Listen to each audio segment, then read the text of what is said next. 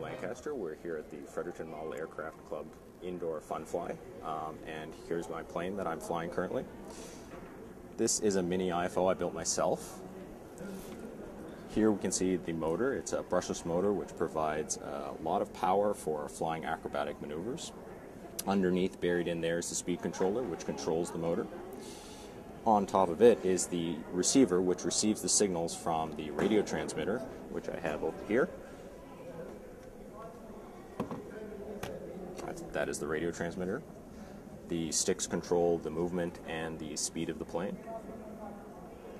And the other component of the plane is the two servos, which control the flying surfaces of the plane, which are here. They function as both elevator for controlling the up and down pitch of the plane, and as ailerons for banking the plane to make turns. And we'll flip the plane upside down so you can get a better view of it. And the fabric it's covered with is called ripstop. It's a nylon fabric which does not tear, so it provides a great amount of strength. And there's a little bit of blue tape on top of the plane so I can tell which way is up. Thank you very much.